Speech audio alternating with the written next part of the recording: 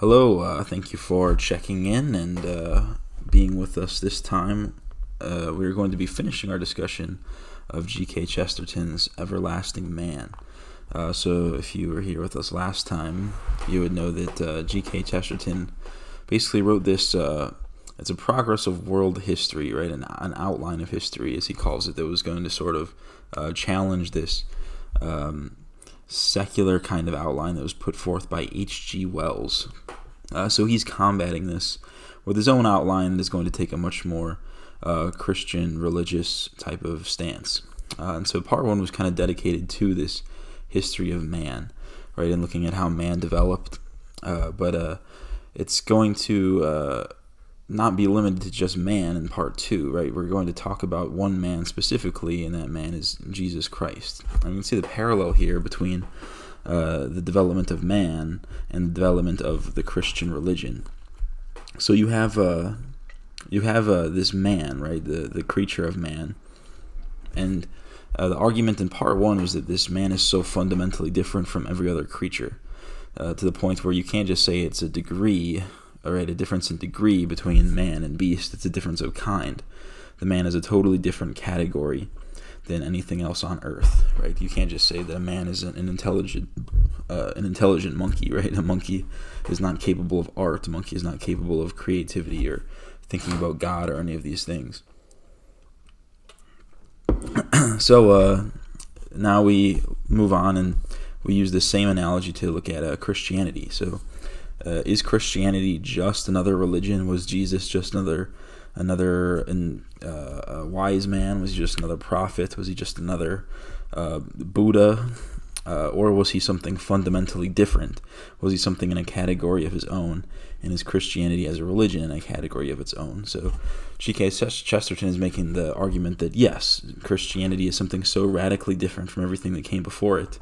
It's not simply a question of degree, it is a question of kind, a question of category. So he starts by looking at the birth of Jesus. And so he says, if you're going to tell a story of a birth of a god, there's just so much strangeness to this story, right? And for those of you who aren't Christian or just want a refresher, right, we have this, the mother and the father, right, riding the donkey into a stable where this God is given birth to, surrounded by animals. But then you also have this aspect of the shepherds coming, right? The shepherds were led there by a star. So you have these shepherds present. And then additionally, there's these three wise men that came from the east. And there's a very interesting quote that kind of sums up all of the different components here very succinctly and what exactly they mean. So this quote right here, he says, this is the trinity of truth symbolized here by the three types in the old Christmas story. The shepherds and the kings and that other king who warred upon the children. Oh, the other king is in Herod, right? King Herod is also an aspect to this story because Herod was the reason that this birth even occurred in Bethlehem, right? It was the census. So you have the wise kings from the east, and then you have the Roman king who is imposing this census, and then essentially a rival to the newborn eternal king. All right, so we have the shepherds and the kings and that other king who warred upon the children. It is simply not true to say that other religions and philosophies are in this respect its rivals. It is not true to say that any one of them combines these characters. It is not true to say that any one of them pretends to combine them. Buddhism may profess to be equally mystical. It does not even profess to be equally military. Islam may profess to be equally military, but it does not profess to be equally metaphysical and subtle. Confucianism may profess to satisfy the need of the philosophers for order and reason. It does not even profess to satisfy the need of the mystics for miracle and the sacrament and the consecration of concrete things. So he basically says you have these three or four different aspects, right? So you have this mysticism that is satisfied in the Magi, right? The Magi are coming from the east. It's sort of this, I don't want to necessarily call it a uniting of the East and West, but it's sort of a crossover at the very least. You have and they represent that Eastern type of mysticism. And then you also have this military triumph, right? Because Herod was he was hostile to this king that he heard was going to be born, right? So we have this military victory because, Jesus, in being born, right, has sort of thwarted the efforts of this king. And, is he going to be a king on earth, right? This is one of the big things that was being talked about, right? Would he be a physical king of the house of David, or would he be something else? And then we have this, the last one, right? We have this rational and the rationality and reason, right? And this is sort of represented by the shepherds, right? The common man who comes in and is going to be leaning towards just finding some type of guidance, right? He needs some kind of guidance, and that is going to not come necessarily through the mystical or through the military, but through this rationality and reason that appeals to the common man, right? And so you have these three facets, right, of Jesus that are all united in this single story. And what Chesterton points out is that this is very unique, right? We have this military, mystical, and rational all combined into one that you don't really see present in any other religion, right? And it's very easy for people to say that Christianity is just another religion, right? That it is, equally as real and equally as sensical as Islam or Buddhism or Confucianism or any of the ones that he talks about, or even paganism, right? It's all just different flavors of the same thing. But he goes on to say, some of these religions, they don't even profess these different facets, right? So Islam, is very militant, but it does not profess this metaphysical and subtle type of approach. Confucianism, right, very rational, but does not have any aspect of mysticism, right? It does not have sacraments, whereas Christianity does. And so from the beginning, we're already starting to see that this figure of Jesus is radically different from any other religious figure, and this religion of Christianity is radically different from any other religion. So now we can go on and look at Jesus as a man, and this is a really interesting argument for, Jesus being who he says to be. And this is something that you'll see a similar argument if you read C.S. Lewis. But so this is how you approach this, right? You have a man who claims to be the Son of God, and in most contexts, right, just think about right now, if a person were to claim to be the Son of God, you would probably call them crazy, right? They would be, a psychopathic, schizophrenic type of person, and you would never believe them. In fact, many people say this. They said, oh, well, if Jesus were to come back, he would be put in a lunatic asylum. Well, no, he wouldn't, right, for the reasoning that we're going to go through. This isn't like everything changed, right? People were more gullible back then than they are now, right? This guy says he's the Son of God. I'm not gonna argue with that. It makes perfect sense to me.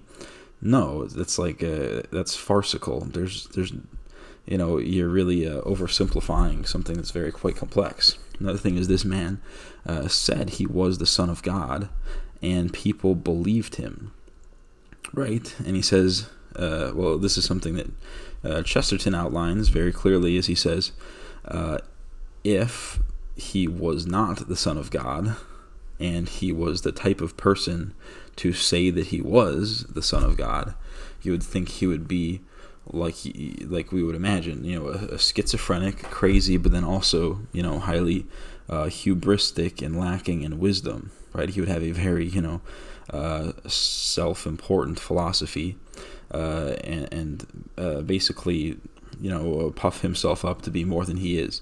But with Jesus, we do not see that. In fact, we see quite the opposite. We see this incredibly wise and humble teacher, right? And he professes a very unique message, not the message of a person who is, as G.K. Chesterton describes, as a monomaniac, right? He does not have monomania. He's not schizophrenic. He's not unwise, right? He's not just giving insane advice. He's giving very sage advice that is very relevant to people, right? And so people look at this advice and they look at this man, and it's one of those things. Could a person who was so crazy, could a person who was, truly this delusional also be so wise? Is that even possible? And you have to think that probably not, right? I mean, if you really were so crazy as to profess to be the Son of God, but not be, there's no way that you could possibly convince people that you were, right? And there's no way that you would have a type of philosophy like that expressed by Jesus. And then you see the same argument. This is a similar thing that C.S. Lewis said, right? Which was a lot of people will say, oh, well, I don't really believe that Jesus was divine, but I respect him as a wise religious leader. And C.S. Lewis points out how this type of thinking is completely retarded, because if he was not the Son of God and said that he was, that would not make him a wise religious leader. That would not make him respectable or somebody deserving of respect. It would make him crazy. It would make him delusional. It would make him a monomaniac, right, as G.K. Chesterton describes. So any person that is going to say that they don't believe in his divinity but they still respect him have really not thought about this very much. They have really just looked at this at a surface level, right? So honestly, if you truly believe that Jesus was not the Son of God, then you should not respect him as a religious leader, because he's obviously a delusional nut job, right? Whereas if you do look at him and you do look at his teachings and you do find them very wise and you do find them respectable, you do find them engaging, then that lends something to the fact that he was the Son of God, right? Because how could a person so delusional, so maniacal, so crazy, right, to falsely claim to be a God, how could they have advice that resonates with you and your world so clearly, right? So he must have been an honest man, right? So you would think that this man is honest and trustworthy, and when he says that he is the Son of God and people actually listen to him, people are actually willing to agree and tell other people that they have met the Son of God, then there should be something to that, right? You have to imagine that it's not just something that would happen. It's not something that people would just be so stupid and gullible that they would fall for, because in that case, plenty of people who are not Christians have fallen for it, right? When they say, I appreciate Jesus and his teachings, but I don't believe in his divinity, well, then you've basically fallen for the word of a charlatan, right? If you truly think that he's wise and brilliant, then you should trust the fact that he says that he is the Son of God, and plenty of people followed him and plenty of people believed him. There's something to that. And so then you get to the next thing that separates Jesus from every other religious leader, right? The Buddhas, the Confuciuses, the Mohammeds.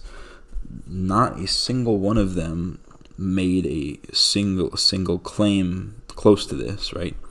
No other well-respected religious figure ever claimed to be God, right? Claimed to be God incarnate on earth, right? Buddha didn't do that. Muhammad didn't do that. And surely, Confucius did not do that. Not to say that nobody in history has ever claimed to be God, and maybe other people have been taken seriously with a claim like that, but nobody has been taken seriously as a religious leader and had this following around him that rose and grew in dogma. So Jesus is fundamentally different in that regard, and you have to ask why, right? Why is it that he was able to do what no other prophet, you could say, was willing to do, right? So is he just crazy? Was he just the one crazy enough to do it, or was he the one that was actually put here by God and people actually listened to him because he was put here by God, right? So when you say, oh, if Jesus was around today, he would be put in an asylum. No, he wouldn't, because if he were the Son of God, you would know. You would look at him, you'd listen to him, you'd say, oh yeah, I believe that guy's the Son of God, right? And because, that's how the divine works, and people, think that they could put the divine in a mental institution, and they really don't have any understanding of the divine.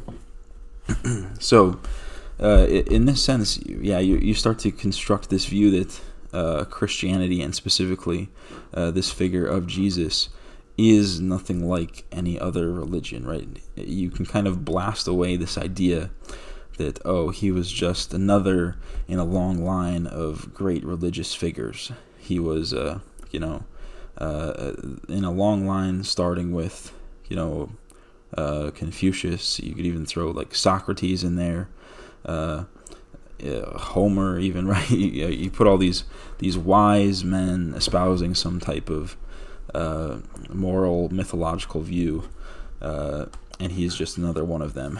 Well, he's really not, right? And for the reasons that we went into, he's very different. So much that, like the human being, you would say that he's in a category of his own, right?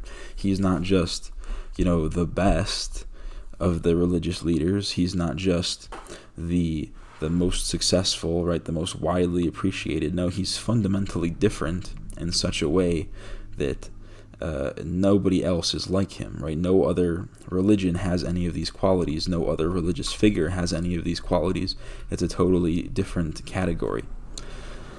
Base Leaf says, we probably would put him in an asylum. Look how we treated him last time. God revealed him to us, and we killed him for it. What is this we? There's a very specific group of people who killed him for it. We don't have to go into who they were, but I don't think I had anything to do with that. None of my ancestors. But I do understand what you're saying, right? He probably would. I mean, well, it's not like he would be this raving homeless guy on the streets screaming about how he's the Son of God, right? He would be this wise figure that would develop a following, and then probably put in a mental asylum after the U.S. government got scared of him, right? And that's how it would go. But you get what I'm saying. There would be something to that, right? There'd be something about him as a figure that would be enticing to people, that would get people's attention and get them to follow him. So back on this idea of Christianity, right, being totally different in category, and that starts with Jesus. Base Leaf says, I mean, as in the general populace, most people would and already do hate Jesus today. Well, yeah, you're very true. But then also, I mean, the thing is, I think if Jesus were to come back, right, I think that plenty of people would be immediately converted, right? I mean, it'd be such a powerful, like, you could even say aura, right? It's just, you don't come across God and not have that change you in some way, right? The only people that were, I mean, this is going to sound bad, it seems like the only people that were so resistant to God and, Jesus being divine were the Jews, right? They were the most cursed of all people, right? That their blood has been cursed, right? The blood curse for killing Jesus. This is the only people that really rejected him. You even look at the Romans, right?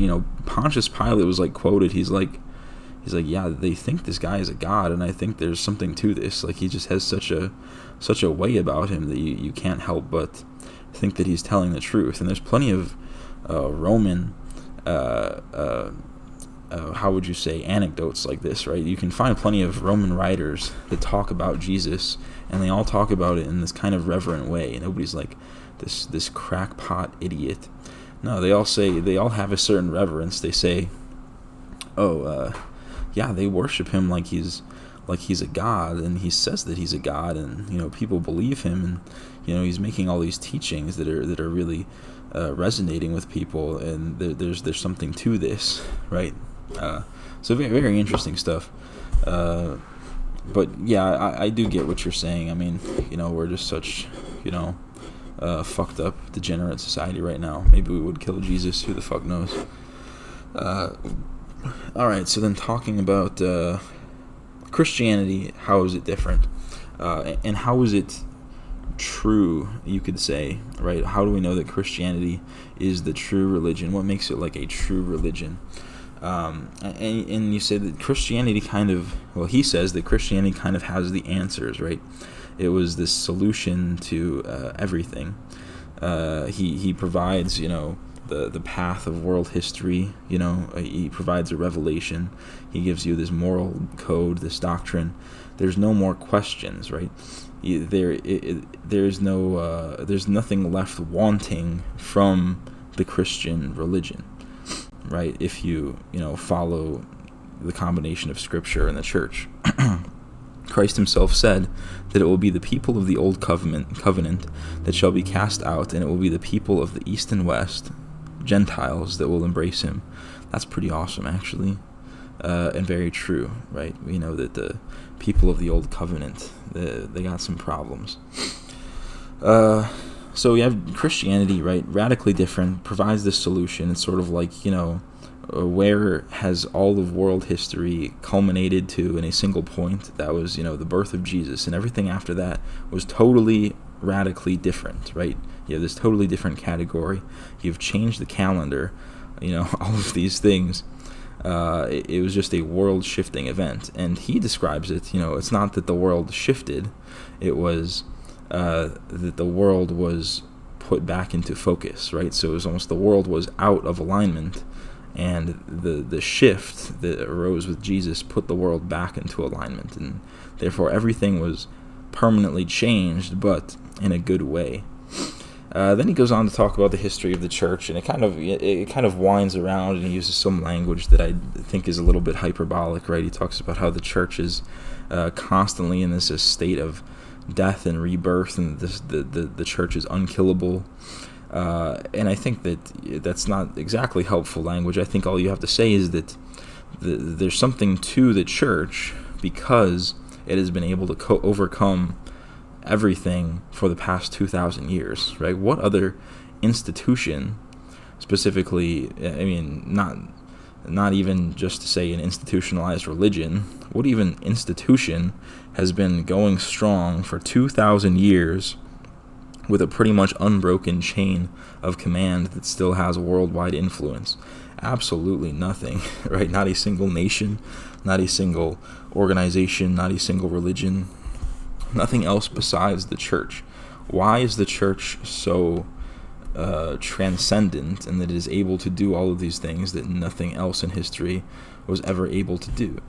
Well, maybe because it's the truth and the way, right? Maybe because it's the actually right and righteous, and it is, like I said, the solution to the question of humanity, right? The true path of world history is going down this Christian path. And it's a very interesting argument, right? You can see all the things that, and he calls this, death and rebirth, but it's really just major crises that the church has survived, right? At any single moment, right, it almost seems so fragile, teetering on the edge of destruction. He talks about the Arianism heresy, right, that happened very early on that could have splintered the church. Then you have, the East-West schism. Then you have the Protestantism, right, the Reformation. Then finally the Enlightenment, right, the Enlightenment, which really tried to put a nail in the coffin of religion. But religion kept coming back. Well, the Christian religion kept coming back. And I think this is really interesting if you look at it through the lens of today. And I think most of us would agree that the church itself is not in the best shape. Do we really agree with the things that the Pope is saying and the general attitudes of the church, as well as, the raping kids thing? That's pretty fucked up. But the church has survived much worse, right? There was even, you remember how bad it was at a certain point. I think it was the Avignon papacy, where there were two competing popes and it was all corrupt and everything. If the church can survive that, this is just a speck of time on the church's history, right? Vatican II, that was only 60, 70 years ago. There's no reason that we couldn't overcome that. And what he does say is you do see this. He says, in each of these points of people sort of abandoning the church tends to come back stronger. And he says, in the Enlightenment, when you had this, this very much shift towards, secular humanism, rationality, all of these things, and an abandonment of the church, well, once that starts to fade away, right, you have another revival of religion, right? He says you have a young generation that is becoming more religious than an older generation. And this is one of the things you see right now, right? We are in this terribly secular modern era. Most people are atheists. The church has the least amount of influence that it's had in centuries. The least amount of people are subscribing to Catholicism.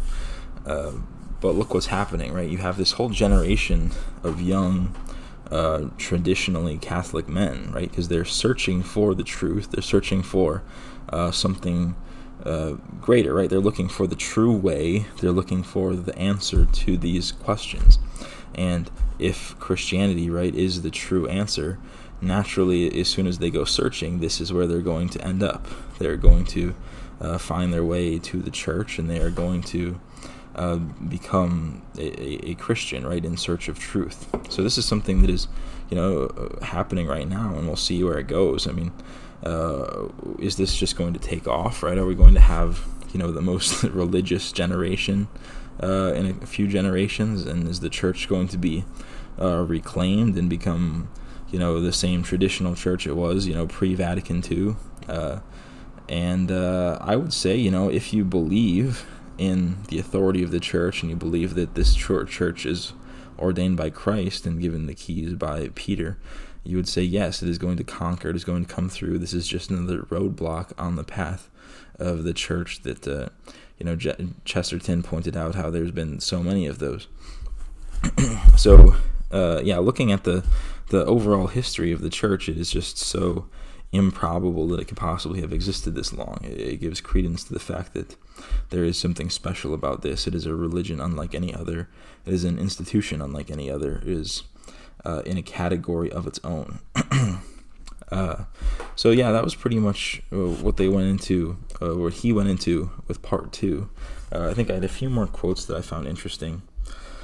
Here's a very interesting one. So he says, Christ, as much as Aristotle, lived in a world that took slavery for granted. He did not particularly denounce slavery. He started a movement that could exist in a world with slavery, but he started a movement that could exist in a world without slavery. He never used a phrase that made his philosophy depend even upon the very existence of the social order in which he lived. Now, this is a really interesting point in how he says that how is Christianity so different because it is so radically timeless, right? There's nothing that he really is saying that is dependent on the space and time of when he's saying it. It is not dependent on any kind of historical context, right? All of Jesus' teachings are equally as applicable today as they are, at the time that he was saying them. And, some of the references might be dated, when you talk about, farming or any of the other, types of parables that he likes to use.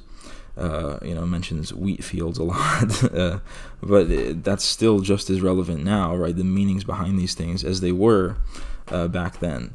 And this slavery example is very good, right? Aristotle, is he pro or anti-slavery, right? Well, rationally, if you look at Aristotelian philosophy, it's very anti-slavery, except for the fact that he was kind of writing for an audience in which slavery was widely accepted. Therefore, Aristotle was, pro-slavery. Like, begrudgingly, he was like, yeah, but slavery is going to exist, so blah, blah, blah. Whereas Jesus, not too far off as far as, the overall time period, as far as the attitudes of the day, right? Slavery was very much prevalent in the time that Jesus walked the earth. Yet he does not have a philosophy that is going to be historically dependent, right? It does not, like he says, he does not mention slavery in either way, right? He doesn't say it needs to exist or it does not exist, right? It is a universal type of philosophy that can exist whether slavery does or does not exist. So really interesting stuff like that. And I'm sure if you went through the entire New Testament and did a deep dive analysis, you'd kind of see how, I guess, historically unbiased it is. It's a pretty interesting point that he makes there. All right, then I had another quote here that was quite interesting. Where are we? Here we go. So no modern critic in his 5 wits thinks that the preacher of the Sermon on the Mount was a horrible half-witted imbecile that might be scrawling stars on the walls of a cell. No atheist or blasphemer believes that the author of the parable of the prodigal son was a monster with one mad idea like a cyclops with one eye. Upon any possible historical criticism, he must be put higher in the scale of human beings than that. Yet by all analogy, we have really to put him here, or else in the highest place of all. So this is the paradox that you have if you don't believe in the divinity of Jesus, right? You either need to justify that he could say such wise things, right? So he says the Sermon on the Mount, parable of the prodigal son. Some of these, even non-religious people look to these stories as, highly instructive and highly influential in how they shape, all of Western philosophy. So you have to look at these, genius, incredibly wise teachings and say that they were made by a person who was clinically insane, right? So are you going to make that justification, or are you just going to take, Occam's razor and just say that, Jesus said he was the Son of God and he was extremely wise? I guess he must have been honest about that, right? Because he is such a incredibly unparalleled in his wisdom. He must have been truthful, right? He must have actually been the Son of God and divine. So really interesting argument, and I would like to see, what is the atheist response to that, and I'm sure they do have a response, but it'd be interesting to see what exactly they come up with. Now here's another one, really interesting. So he says, Socrates, the wisest man, knows that he knows nothing. A lunatic may think he is omniscient, and a fool may think as if he were omniscient. But Christ is in another sense omniscient, if he not only knows, but knows that he knows. All right, so I'll do that one more time because it's kind of hard. So, but Christ is in another sense omniscient, that if he not only knows, he knows that he knows. So this is in contrast to Socrates, who one of his famous quotes is, "The only thing I know is that I know nothing," right? And this is sort of the sign from a very wise man says, the wiser I am, the less I actually know, right? And I can't really be sure of anything because I am only human, right? And this is a pretty wise stance to take. So why, when we have this person that is speaking in a totally opposite sense, right? Christ that says, I am the way, the truth, the life, right? I am the truth. and he knows that he is the truth, right? So he knows that he knows. He doesn't know nothing, he knows everything, and he knows that he knows everything. So he is the opposite of Socrates. And if we are going to say that Socrates is wise for knowing nothing, how can we turn around and also say that Jesus is wise for knowing everything? Unless we say that he actually does know everything, right? He actually is omniscient because he is divine. It's a very interesting argument we have here on why we sort of are willing to treat Jesus differently, but then still try and say that we don't think that he's divine. Like, how could a person make this justification? You either have to say that he's, a raving lunatic, or he's the Son of God. It's really the only two choices you have here. And like I said, it's a very good argument employed by C.S. Lewis in Mere Christianity. So I don't know if I have any other quotes. I think that was everything that I had. Base Leaf, he came into the chat, so if he has anything else he'd like to say. So he said, Panterabyte 14. I don't know who you are, but You sound cool. Pantera is cool. I get it. Pan-terabyte. Oh, that's funny. That's classic stuff. Antifa would hunt him, but nationalists would protect him. He would likely create a world conflict at the very least. Oh, so that was back on the argument about, would modern day people burn Jesus at the stake for being crazy? Yeah, you might be right, but I would also want to believe that Jesus was so powerful, he could turn some Antifa nut jobs into believers. And then Baseleaf says, I hope, look at the religious conservative birth rate versus the atheist liberal birth rate. Oh, I think that was in reference to, right? Are we going to raise a generation of highly religious youth, right? And that's something to think about, right, is just as far as the birth rate. And once again, that might also be a good argument for, what is the truth? Is it the one that is dying out, or is it the one that is being fruitful and multiplying? Baseleaf says, he who is not with me is against me, and he who does not gather with me scatters. Yeah, those Antifa bitches, they gonna be scattering. They're gonna scatter all over Portland when Jesus comes back and is like, you're going to hell. Yeah, that'll be the day.